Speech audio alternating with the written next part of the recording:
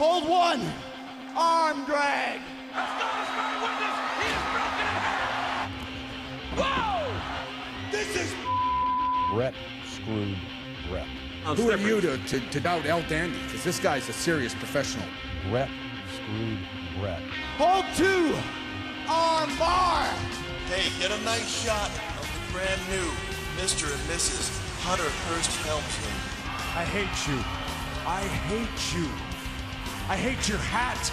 I hate your t-shirts. I hate your wristbands. I hate your shoes. I hate your music. I hate the C Nation.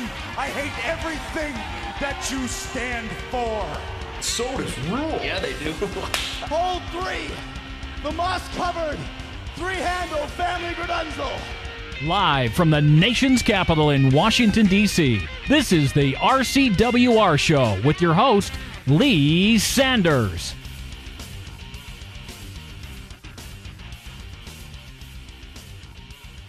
Hey guys, what's up? This is the Black Avenger, Lee Sanders, and you're listening to a very special episode of the RCWR Post Show, coming at you live right now, October 7th, 2012. It is exactly 12 a.m. I just wanted to kick back and I wanted to hop on the air originally. I was not going to, but I had ordered the CES MMA 14 Real Pain, where Dave Brass Body, I still think of him as the Animal, so I'm just going to call him that.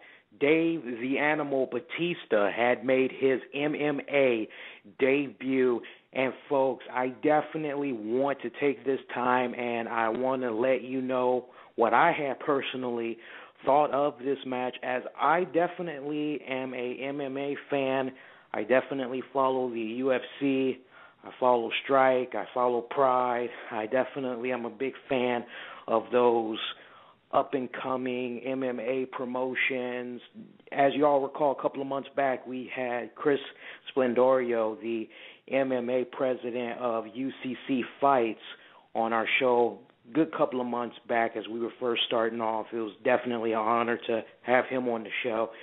So it's definitely with sincerity when I say to you guys, I'm definitely an MMA fan, and I definitely want to talk about this Batista MMA debut, as I got to be straight up honest with you guys. Now, without really going too much into detail about what all else we had saw during the night of this CES MMA 14 pay-per-view, all those other matches that had happened prior, they definitely were on point. I am just doing this specifically to talk about Dave Batista, because I know a lot of our listeners, I know a lot of our loyal fans, they definitely had wanted to know if we were going to be watching a pay-per-view. So this definitely is for you guys, especially those of you that were not able to order this pay-per-view, as it was only available through DirecTV. Definitely, I want to share my thoughts with you on this. So without any further ado, let's go right into this. Now, they kept dubbing this match as the main attraction. They kept hyping it up. It seemed like at least every single 4 minutes. By they, I'm talking about the commentators. And it was so freaking funny because they were sitting up and they were just messing up his name. They kept calling him Dave Bautista. It sounded like they were trying to say bow, as in bowel movements. They just were not really getting a hang on saying it. Just say Batista. It's not Bautista. I don't know why they kept saying that, but it seemed like every 4 or 5 minutes they kept hyping up his name. They kept talking about this main event match. And finally, after we had went through about at least, it felt like 10 matches, maybe 12 matches that were on the card, as the pay-per-view had started at 8, it did not go off until just a little bit close to 11:15, maybe almost 11:30. I mean, these guys, they were really milking it, and we had saw Dave Batista. He comes out. I mean, the guy looks freaking ripped. He's nowhere as the old Dave Batista that we remember in the WWE. He is nowhere near that old build that we remember. He doesn't even have the build that we recall from when we last saw him in the WWE when he was pushing that whole heel run. No, he is just completely smaller, but he definitely still looks intimidating. And we see his opponent on the other side. If there was ever a case right here of opposites attract, if there was ever a case where you have right in front of you one of the main things that is happening in America, that is a number one problem in today's society, is obesity. We have this guy, Vince Lacaro, who weighs like over 300 pounds. He stands at about maybe 6'2". This guy looks sloppy as hell. It makes no sense. But he has this record of 22 wins, 20 losses. So basically, he has about over 40 wins. He has about over 40 matches experience when you compare him to Dave Bautista, who is just 0-0. So you're looking at this, and you're kind of saying to yourself, okay, well, then this should definitely probably be a very close match, because you're looking at Dave Bautista's side. You see how he looks. You're saying to yourself, 9 times out of 10, he's probably going to use his speed. He's probably going to use his strength. He's going to do everything he can to use his agility, all those things in his factor to definitely bring a very good match to Lacaro.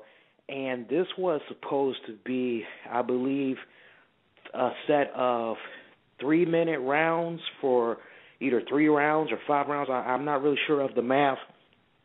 But let's just really talk about this match here as it had opened up.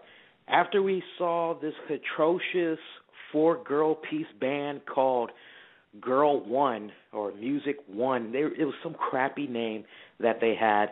They were performing the national anthem. They just did a very horrible rendition of it, in my honest opinion. Furthermore, okay, the pay-per-view's been on since 8. We're now going into the 11 o'clock hour, and you're just now getting to the national anthem. What the hell is going on right here? Definitely, you could tell that CES MMA was milking this main event match for all it was worth. We had ended up, finally, after all the formalities were put out there, all the stats, the records, after everything was said and done, bell rung. It's time for the match. We see Lacaro. He is opening up with those quick jabs to the face of Batista pretty much all during this bout. All Batista knew how to do was just keep walking straight into these punches from Lacaro. You're definitely saying to yourself, okay, Batista, I know you got a hard head, I know you're a tough guy, but right now you need to sit up and you need to think of defense, because if one of those hits that chin, if one of those punches from Lacaro hits that sweet spot, he's going to find it. You definitely going to get laid out, but that definitely was not in Batista's vocabulary, as he just kept taking these punches. And we all know how much of a tough guy Batista is. We've heard of those legendary stories, those brawls that he used to have in the locker room back when he was in WWE. So we know he can definitely handle himself well in a fight if push comes to shove. Well, we see a few times Lacaro is able to get Batista up against the cage wall, and there's just a whole lot of stalemate that's just going on as they're holding each other, trying to jockey for position. Eventually, the turns tie. It's back on Batista. Batista comes in with a few punches. He eventually sends Lacaro to the steel cage wall, and once again, we see the two of them. They're in a little bit of a stalemate. Eventually, Lacaro comes off of the steel cage wall, and Batista, he's just going at it to the face once again. Lacaro counters right back. Batista still not throwing up them guards. He's still taking them punches to the face. And eventually, we see Batista is able to get Lacaro on the ground, where he starts just striking the face with elbow strikes. He comes in with a few punches, and eventually we see that Batista is thinking about applying a rear naked chokehold to Vince Lacaro, but Lacaro, he somehow manages to kind of turn to his side for a little bit. Batista tries to come in with the strikes some more, and eventually Licaro, he rotates back on his stomach, and Dave Batista, he's just continuing to go in with elbow strikes. He's continuing to go in with punches to the head. And pretty much, folks, this is all happening within the first round. 30 seconds left of the first round. We see the referee step in. He goes on ahead, and he just calls the match. It's over with. Stick a fork in it. It's done. Batista, he wins by TKO. And I can just tell you that the fans, they definitely did not like this. The vibe, the intensity that you were picking up from the crowd, from the moment that Batista had made his in-ring debut, it was lukewarm. There really were not too much ovations for this guy. The crowd kind of came off as if they really weren't sure who he was, nor did they really care. They just knew that this guy really had no business being in the ring, but it really intensified once the fans had saw that he was able to pick up the victory here, because they were just booing the hell out of this guy. You could definitely get the impression from the fans, and I'm sure for many people that had ordered this pay-per-view, probably at their home, or maybe they were checking it out in a sports bar. A lot of people, from what I have been able to gather from many people that I've been interacting with during the course of tonight, watching this pay-per-view, they definitely felt that, unfortunately, this first Batista win was rigged, and it's really unfortunate right now because just the way that this match was executed, it was very poor. It was very sloppy. I just was not impressed with what I had saw. And it's very unfortunate, too, folks, because as I was eagerly anticipating this Batista match, and you know what, it's probably an error on my part because I was expecting such a really great match. I was expecting a down-to-the-wire, a final decision. It was going to go all the rounds. That's just really what I was expecting here. But when I look back on it now, all the other matches that had aired prior to this main event definitely was more entertaining than this Batista match. I must say I was very disappointed.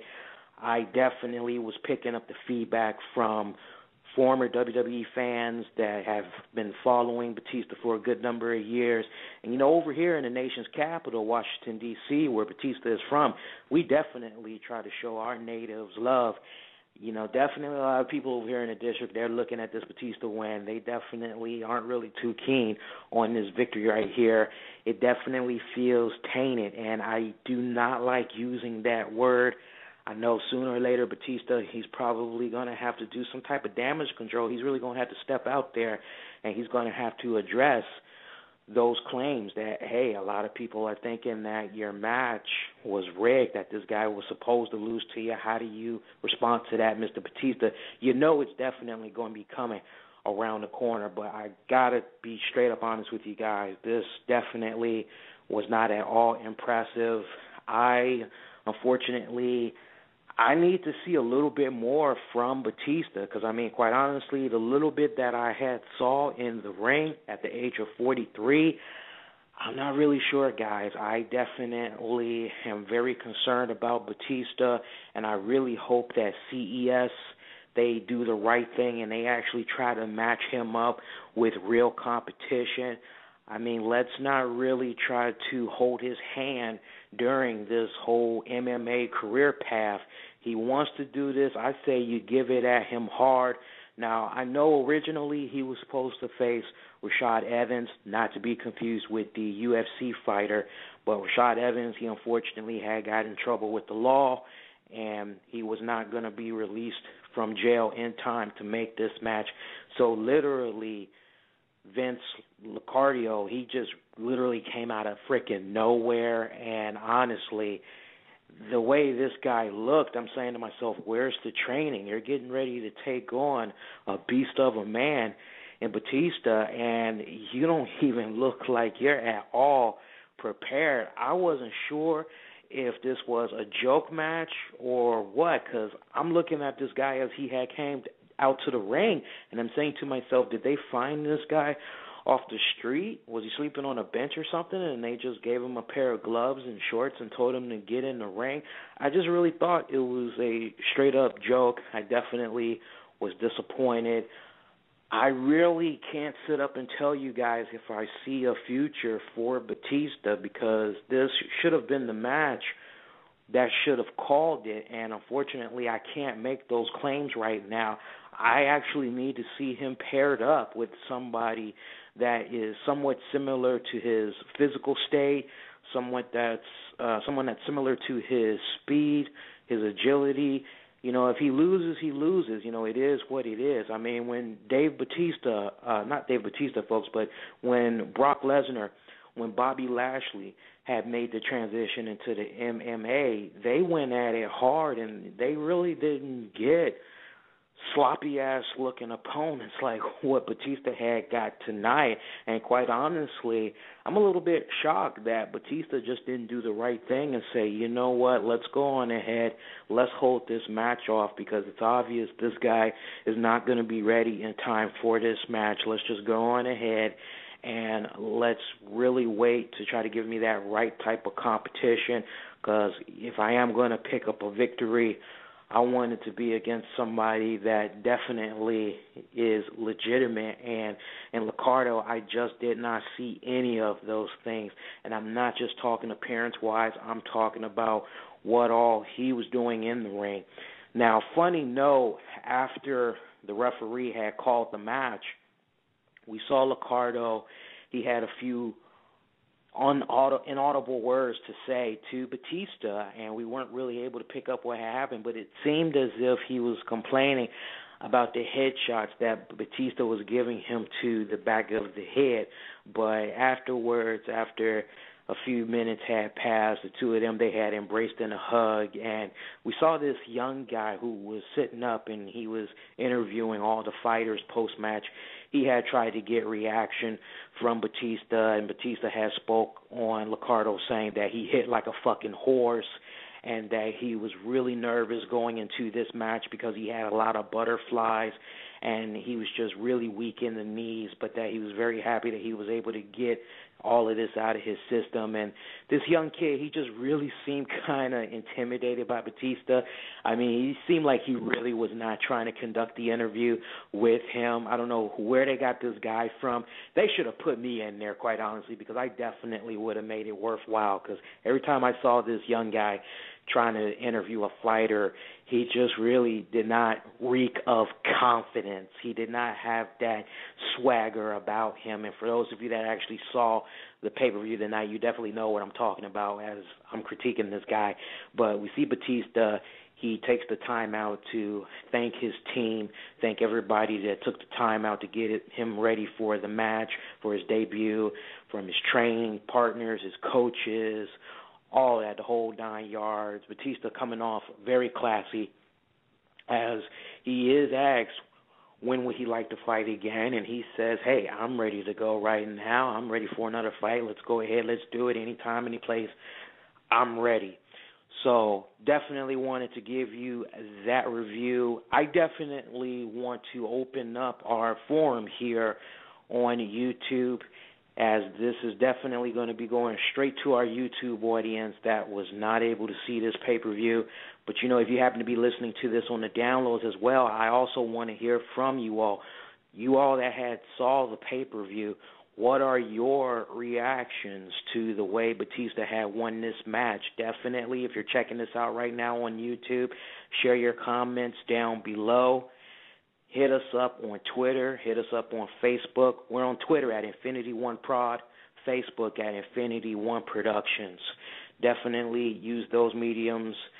Definitely would like to hear from you guys. I personally did take the time out to write up a review on the match on our website at Infinity1Productions.com. Do yourself a favor. Go check that out when you get a chance. Definitely some good stuff. And, you know, before I end this, I definitely want to just take this time out and thank all the listeners that had checked out the RCWR Show Weekend Report from earlier this Saturday afternoon, as you had quickly made that be our most listened to and downloaded weekend report edition since we've been doing them. And we've actually been receiving quite a few comments from you all on Twitter, even on our YouTube channel, as y'all had appreciated that episode. I highly recommend you go backtrack when you get a chance. Check it out. It was definitely a very solid episode. We were talking all things WWE, TNA, talked about the current contract negotiations that have failed between WWE and Chris Jericho, Edge, Beth Phoenix, Kelly, took an in-depth look at what all has been going on with Aces and Eights, Hulk Hogan. You definitely will like it. It's a really good show that we did earlier this Saturday. Check it out when you get a free moment. But, yeah, I definitely want to hear from you guys that had saw this unfortunate, bad Batista debut. But nonetheless, no matter how sloppy, how bad it might have came off, it is a W for Batista. Now we got to just go forward. But, yeah, definitely leave those comments, interact with us, and we'll definitely share you all's reactions and a follow-up when we get ready to do the Tuesday night edition of our wrestling report of the RCWR show. That's going to be coming your way at 11 o'clock p.m. Eastern right here on blogtalkradio.com. Also be heard at InfinityOneProductions.com. I do hope you all continue to have a very good, fantastic weekend.